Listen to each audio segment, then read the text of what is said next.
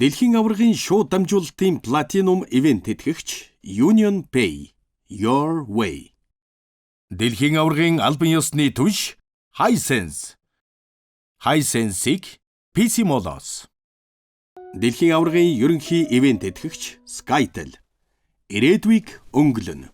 Дэлхийн аваргын ерөнхий ивент тэтгэгч Kia Motors Монгол. Movement that inspires.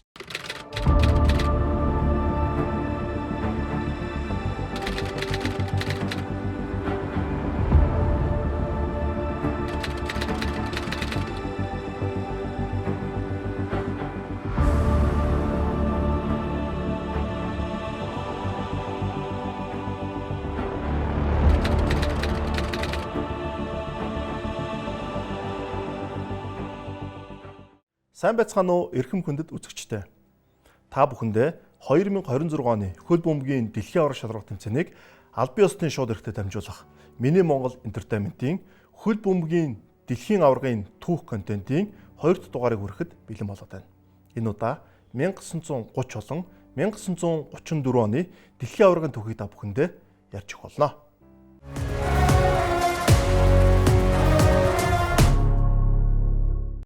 Дэлхийн аваргын албан ёсны түнш Coca-Cola.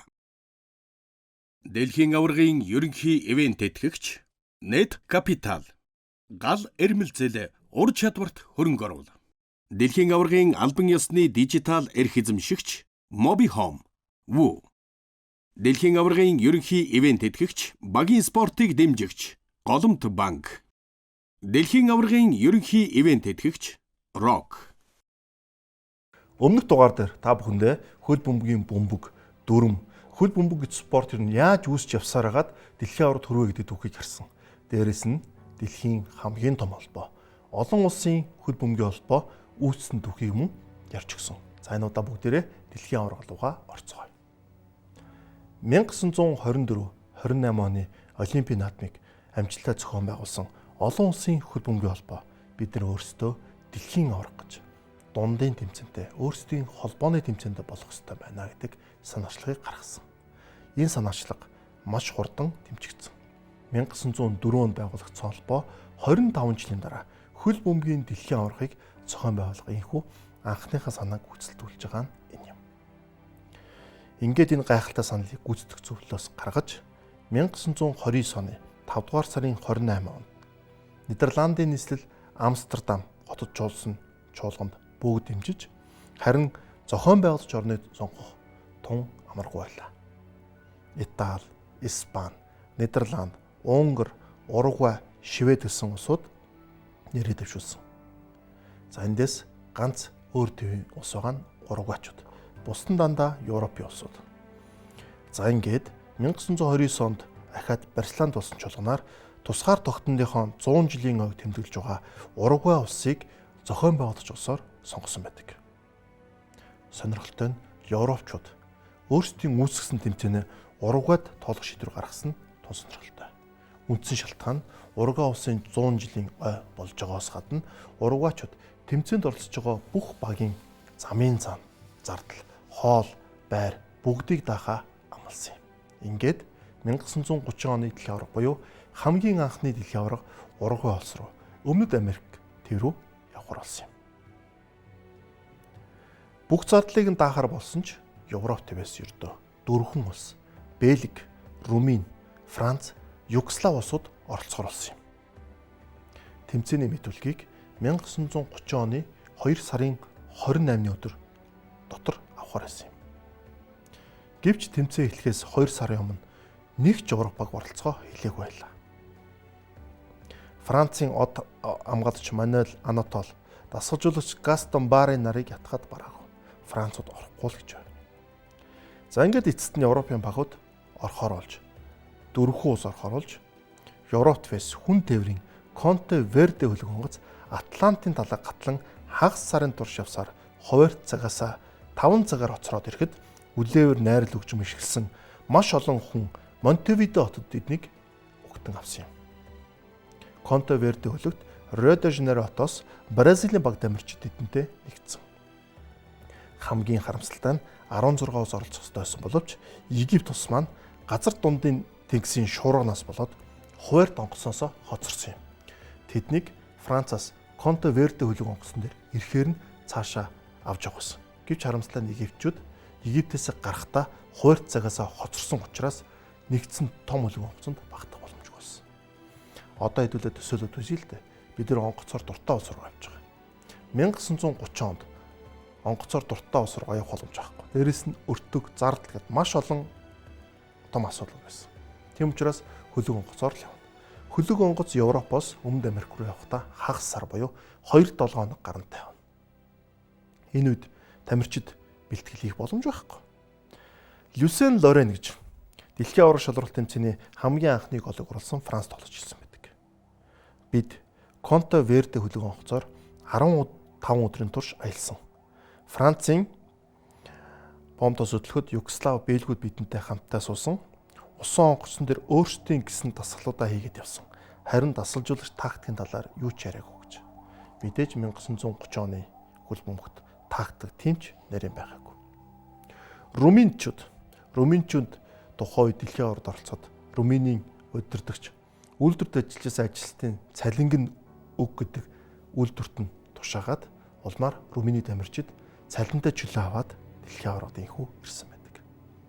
За ингээд дэлхийн аварга шалралт тэмцээнд 16 улс оролцсон гэсэн боловч эцсийн бүлэгт 13 улс оролцсон. Хөл бөмбөгийн дэлхийн аварга шалралт тэмцээн хамгийн анхны тэмцээн ямар сонгон шалралтгүй дуртай улс нь оролцох болсон юм. Үүнээс хойш дандаа сонгон шалралт болсон. Ингээд анхны 13 улс бүрдэж байна. Тэмцээний хувьд өөрийнхөө хаалганд гол оруулсан анхны тоглогч нь Мексикийн Мануэль Росос байлаа. Чилд 3-1 харьцаатайгаар хожигдоход 2 дахь голыг Мануэль Росос өөрийнхөө хаалганд оруулж дэлхийн аваргын өөрийнхөө хаалганд оруулсан анхны хамгийн аз зүй тоглогч болсон. Харин анхны голыг Францын багийн тоглогч түрүүлсэн Люсен Лорен оруулсан юм. Тухайн үед хөл бөмбөгийн тоглогчдоос гадна дасгалжуулагч гэдэг үр хөрөөл маш багтаа байсан. Яг бол тактик багтаа, солилцоо байхгүй. Хөл бөмбөгийн тактикийн хөгжил дээрээс нь тамирчдын ур чадвар тийм сайнгүй байсан. Тийм учраас дасгалжуулагч үүрэг бага ус учраас дасгалжуулагчдаар залуу хүмүүс их байсан. 27 настай Аргентины дасгалжуулагч Хуан Троматола дэлхийн аваргын түүхэнд хамгийн залуу дасгалжуулагч. Зарим тамирчдаасаа дүү гэсэн үг. Чилийн Диорд Орт 29 нас 77 өдөртэй мөн 30 хүрээгүй юм байна. Тухайд хөл бөмбөг мэргэжлийн болоог байсан учраас зарим авиаслаг хүмүүс өөр спортоор давхар хичээлдэг. Тэдний нэг нь хөл бөмбөг байсан юм. Тухайлбал Бразилд бол Фергиньо хөл бөмбөгөөс гадна сагс, волейбол, усан пологоор хичээлдэг. Дээрэс нь яггүй сайн тамирчин байлаа. За ингээд 13 багийн өрсөлдөөн эхэлсэн байдаг. Нэг сонирхолтой нь нэг гартаа тоглогч гол оруулсан цорын ганц тохиолдол энэ удаагийн дэлхийн аварга дээр тохиосон юм. Уругвай багийн тамирчин Эктор Кастро гол оруулсан. Гэхдээ тэр 13 настай байхдаа цахилгаан хөрөөгөөр санамсаргүйгээр баруун гарынхаа шууг тариулсан байсан юм. Эл Манко буюу нэг гарт гэдэг очтой байсан Кастро дэлхийн аварга шалралт тэмцээн дээр гол оруулсан. Union Pay нэг Хэдүүлээ яриагаа ер нь юунаас эхлэх вэ? Тэгэхээр хэдүүлээ яриагаа хоолноос эхлүүлвэл яаж юм? Ер нь энэ хорхгийг гүйцэх хоол энэ дэлхийд байдаг юм уу? Баруун энтгийн хоньны махаараа хийсэн тансаг амттай рогон жоо шиг танаг яах юм? Химжижигээ, тэнжангжигээ гэд зөндөө олон шилд байгаа шүү дээ.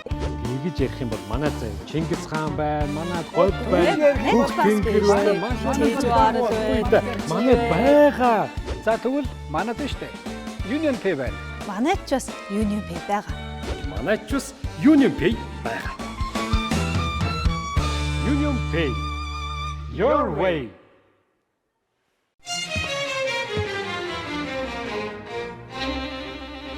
Чанар бол өнгөрсөнд үүссэн бахархал. Одоо буй итгэл. Ирээдүйд гэрэлтэх хүч юм.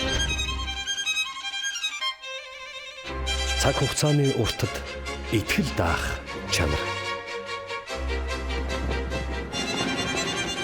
Итгэцлийг бүтээж үн цэнийг хадгална. PC Mall. илүү өндөр боломж Digital Max. Maxel. Өндөр дүндээ санхүүгийн хэрэгцээг Digital Max-аар 30 сая төгрөг хүртэлх боломжоо Max-т тулаг. 30 сая төгрөг хүртэлх барьцааг хөрөх шаардахгүй Digital Maxel. 60 сар хүртэл илүү уртаар зээлийн эрхээ тогтоо. Digital Maxel. Netpay. This is quite a game. It'll be a free kick.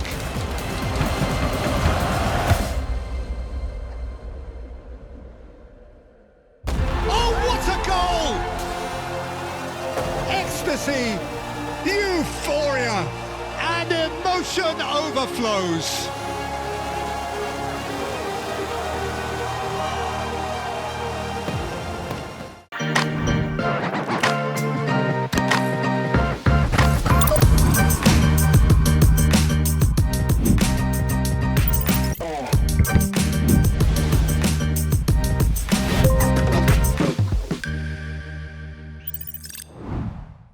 Social Pay. Урьдчилсан болон холсон төлбөрт үйлчилгээний хэрэглэгч та 9,000 болон бусад дижитал картаар зэнгэлэлт хийх бүртээ. Харин дараа төлбөрт үйлчилгээний хэрэглэгч та үйлчилгээ авах бүртээ эрх цуглуулан хөлбөмбөгийн дэлхийн аврах шалгаруулах тэмцээн үзэх эрхийн эзэн болоорой. This is quite a game. It'll be a free kick.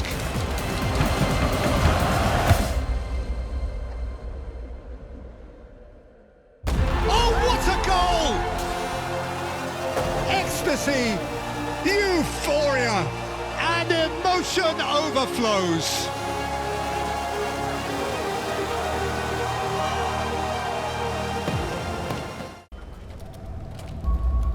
Хувийн санхүүгээ төлөх хүсэл төрсөн юм биш үү?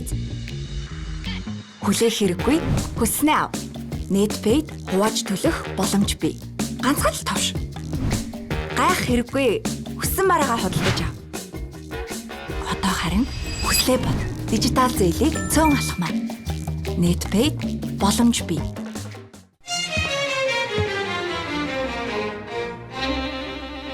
Чанар бол өнгөрсөнд үүссэн бахархал. Одоо буй итгэл. Ирээдүйд гэрэлтэх хүч юм. Цаг хугацааны уртад итгэл даах чанар.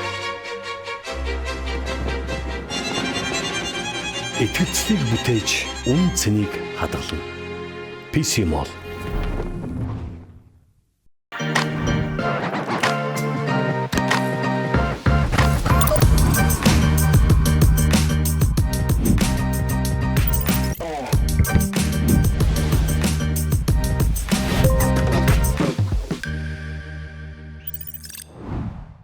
Social Pay.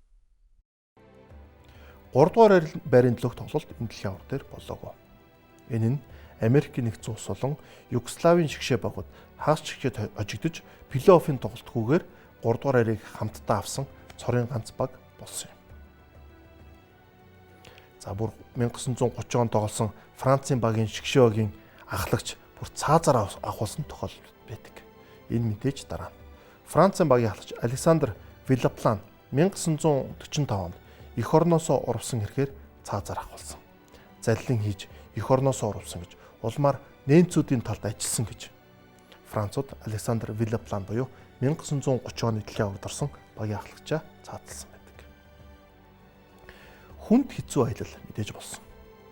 Удаан хугацааны турш усан хугацаар хэлсэн Европын баг өндөр амжилт гаргахад хэцүү байлаа.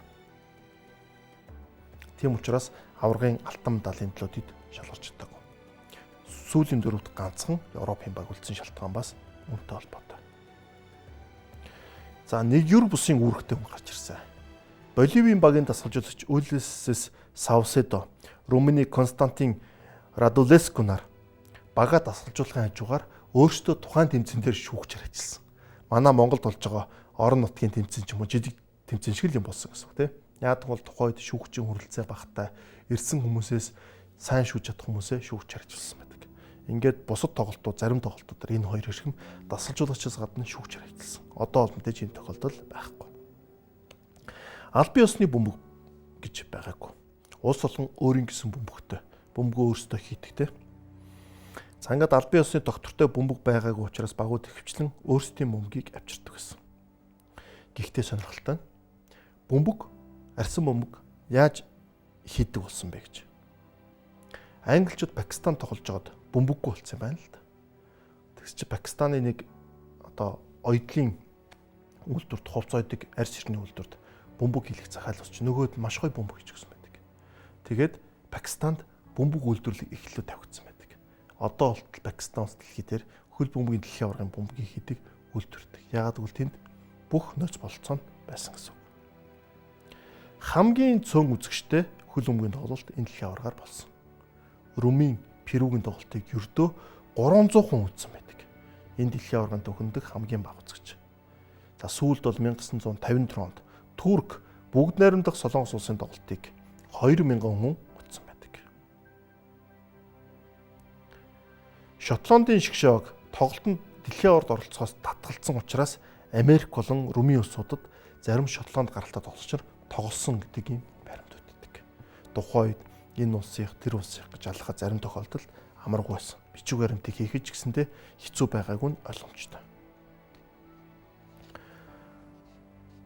Аргентины багийн тоглогч Луис Монтиг сайн тоглохгүй бол гэр бүлд нь муу зүйл болно шүү гэж сүрдүүлсэн тохиолдол гарсан.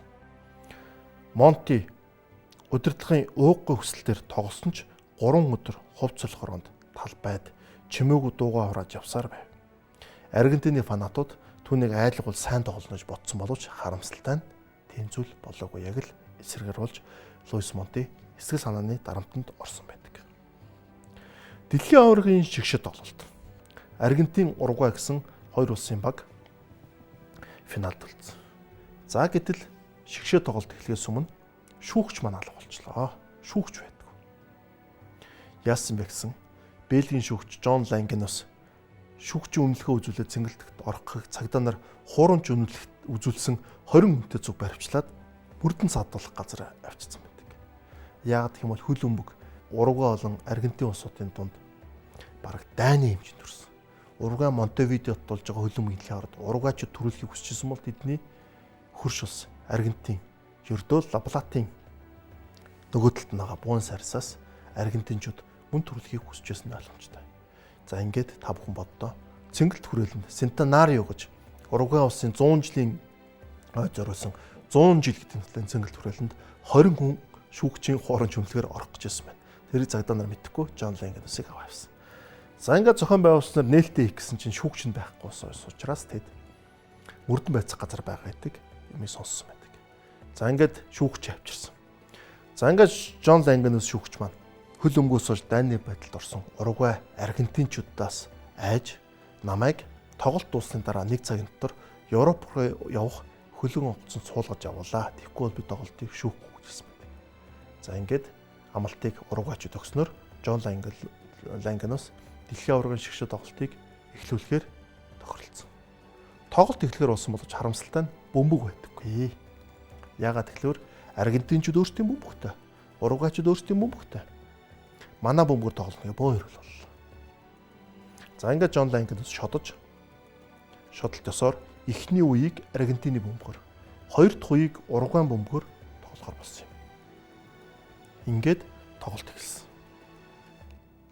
Тоглолт эхлэхэд Уругвай аргентинчууд өөрсдийн бөмбөгөөр тоглосон үедээ илүүрхэж эхний хагаст 2-1-ээр дууссан бол хоёрдугаар хагаст Уругвайчууд өөрсдийн бөмбөгөөр тоглохдоо илүүрхэж үндсэн тооны харьцааг 4-2 болгож тэргүүлсэн юм.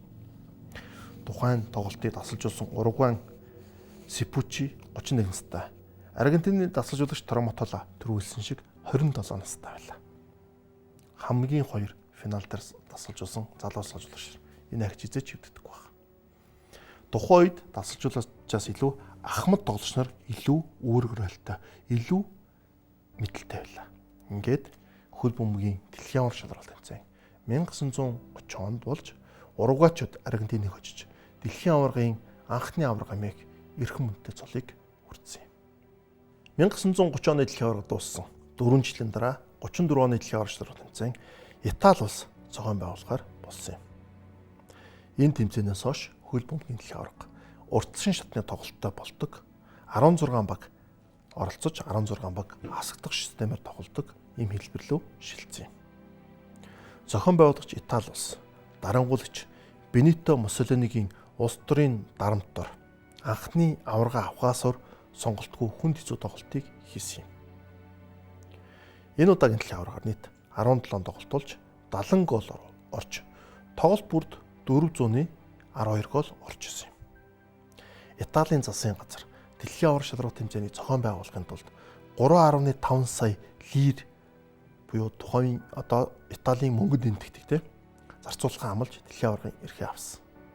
Урдчилсан шатны нийт 32 баг оролцсон. Чили, Перу, Турк улсууд бүгд шалралтыг эхлэхээс өмнө тэмцээнээс гарсан юм. Яагаад гэх юм бол өөр судалж зардал мөнгө. За дээрэс нь сайн өрсөлдөгчтэй суулаагаар дарчих юм бол болдог ч юм уу тий. За ингээд Бразил, Аргентин улсууд өрсөлдөгчийн одоо өрсөлдөгчийн тоглохоо болсон учраас тоглолт хийлгүүгээр дэлхийн аваргад оролцох эрхтэй болсон. Эстон, Литв, Люксембург улсууд мөн урдсан шатанд оролцсон юм. Египт дэлхийн аварга шалралт тэмцээнд оролцсон анхны Африкийн улс болсон. За Азийн улсуудаас ч гэсэндээ төрүүлж гэсэн үг. Яагаад гэх юм бол тухайн үед хөл бөмбөг Аз, Африк хоёр төдийлөн өндөр хөгжиг улсаас учраас дунд нь ердөө ганцхан эрх өгдөг гэсэн. За энэ эрхийн төлөө тухайн үеийн Британий мандаттай байсан Палестинтэй тоглоод Египтүүд эрх авсан байдаг. Нидерланд, Швейцарын зарим тоглогчид тоглолтын үед нүдэн шилтэй зарим марамуутай тоглогчид зүүжлээ. Яг бол тухайд нүдний шилтэй тоглож болохгүй гэсэн дүрэн байгаагүй тамирчдын чадвар одооны шиг тэмж супер байгааг учраас нүдний шилтэй тоглож байгаа хүмүүс төдийлөн аюул байхгүй байлаа. Америк нэгдсэн улсын шгшаг тэмцээн эхлэхээс өртөө 3 хоногийн өмнө Италийн Ром хотноо Мексик улстай дэлхийн аваргад оролцох эрхийн төлөө тоглолтоо хийсэн. Сонирхолтой байгааз өртөө 3 хоногийн өмнө Италийн Ромд. За ингээд Америк Мексикийг хожоод дэлхийн аваргын эрхээ 3 хоногийн өмнө авсан юм. За Итали улс дэлхийн аварга шалралт тэмцээнийг зохион байгуулах эрхтэй болсон боловч түүхэндээ анх удаага өөрсдөө урдсан шатанд тоглосон цорын ганц улс болсон. Тухайн зохион байгуулагч улсыг урдсан шатанд одоо оруулах үгүйгээ шийдэж чадахгүй жагаад оролцуулсан. Итали хэрвээ эрхээ аваагүй байсан бол яах вэ? Сонирхолтой тий. Яг тийм бол тухайд Бенито Муссолинийг дарангуулж байсан тий. Итали улс Итали улсыг хөл өмгөөр дамжуулж фашизм гэж ямар юм байдаг. Фашизм яаж дэлхийд алдартай болох энэ бүхнийг улс төрийн пиар болгож хийх гэж байсан ойлгомжтой. Уругвайчууд яагаад ч нэг сонин өшөө авталсан. Энэ 30 оны дэлхийн аварга шалралт тэмцээнийг Европын маш олон орн алгасан учраас уругвайчууд өшөө авж байгаа буюу өмнөх дэлхийн аваргууд нь оролцохгүй гэдэг хариуг өгсөн юм. Дотоод маргаанаас олж Аргентины баг тэмцээнд оролцох бүрэлдэхүүнд 1930 оны шгшэж шалгарсан нэг тоглогчийг оруулсангүй. Эцэст нь Аргентинчууд сонирхчийн багаараа дэлхийн аварга шалралт тэмцээнд оролцохоор болжээ. Union Pay 1-1. Ер нь энэ хорхгийг гүйцэх хол энэ дэлхийд байдаг юм уу? Рогон жоо шиг танаа яах юм? Химжижигээ, тэнжангжигээ гэд зөндөө олон шилэлт байгаа шүү дээ. Манай Чингис хаан байна, манай гол байна, Бүх тэнгэр байна, маш маш олон байна. Тэгвэл манайд нь штэ. Union Pay байна. Манайд ч бас Union Pay байгаа. Манайд ч бас Union Pay байгаа. Union Pay. Your way. Илүү өндөр боломж Digital Max. Maxel. Өндөр дүндээ санхүүгийн хэрэгцээгээ Digital Max-аар 30 сая төгрөг хүртэлх боломжоо Max-т тулаг. 30 сая төгрөг хүртэлх барьцаа хөрөнгө шаардахгүй Digital Maxel.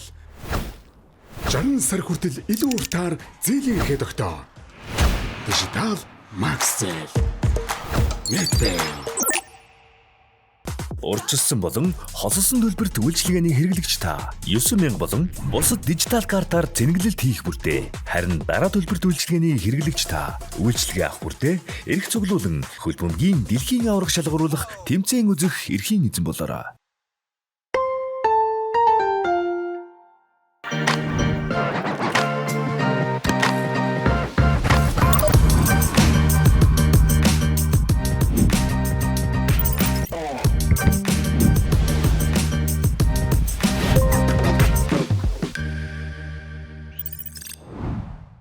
social pay.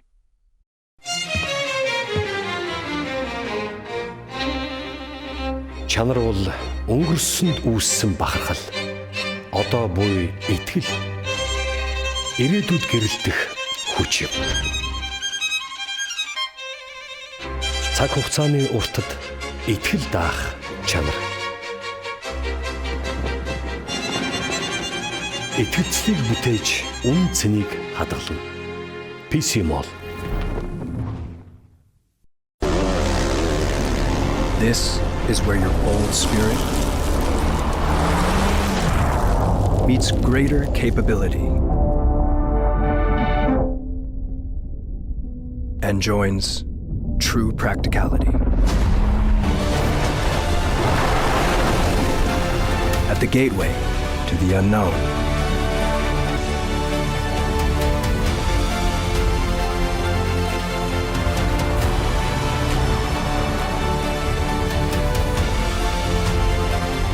Dive into a new dimension. Keep Tasman. Kia, movement that inspires. This is quite a game. It'll be a free kick.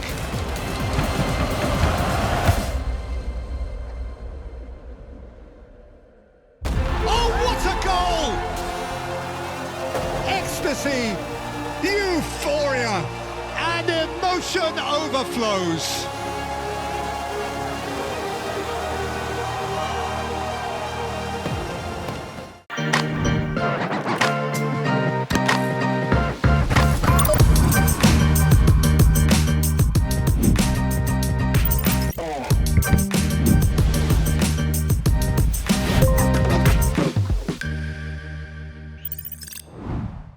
Social pay.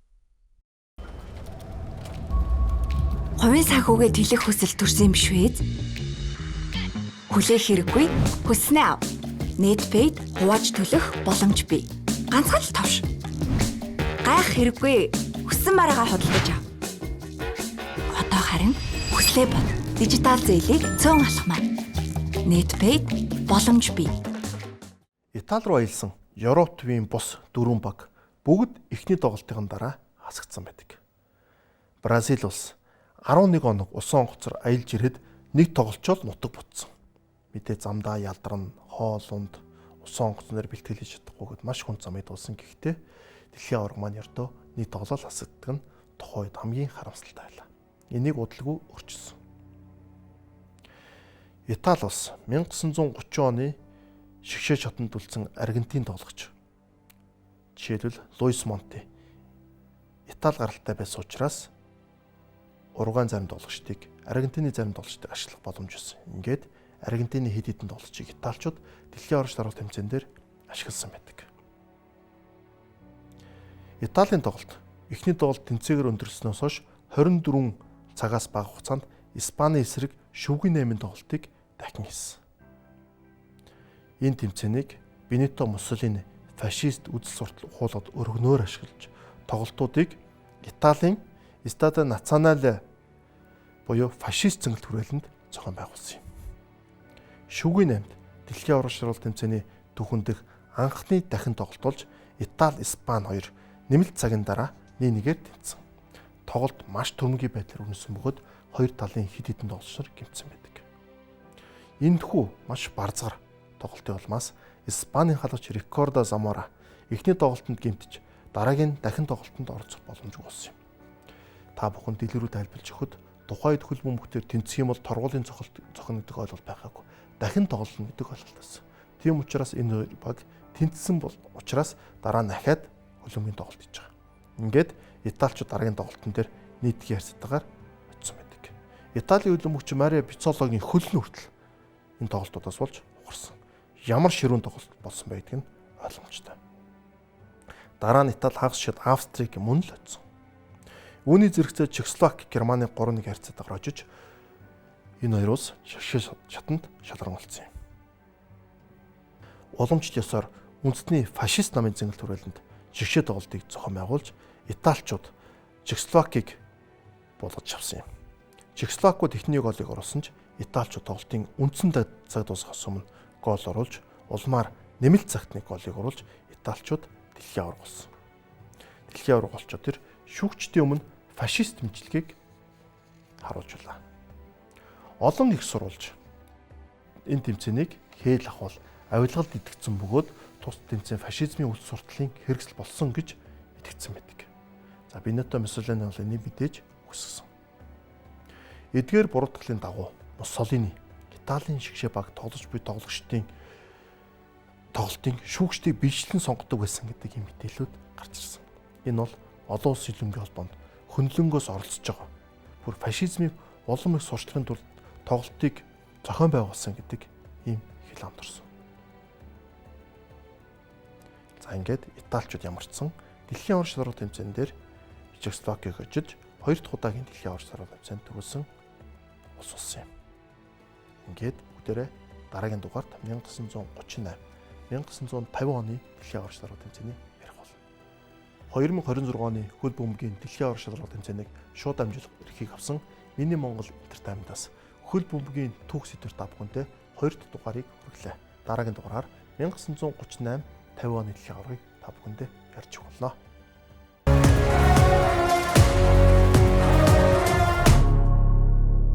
Дэлхийн аваргын шууд дамжуулалтын Platinum ивент тэтгэгч Union Pay Your Way. Дэлхийн аваргын албан ёсны түнш Coca-Cola. Дэлхийн аваргын албан ёсны түнш Hisense. Hisense-ийг PC Mall-оос. Дэлхийн аваргын ерөнхий ивент тэтгэгч Net Capital. Гал эрмэлзэл ур чадварт хөрөнгө оруул. Дэлхийн аваргын албан ёсны дижитал эрх эзэмшигч MobiHome. Woo.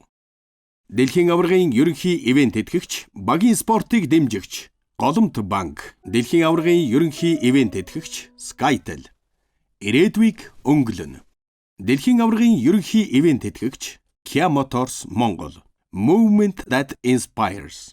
Дэлхийн аваргын ерөнхий ивент тэтгэгч Rock. Үндэсний кофе брэнд.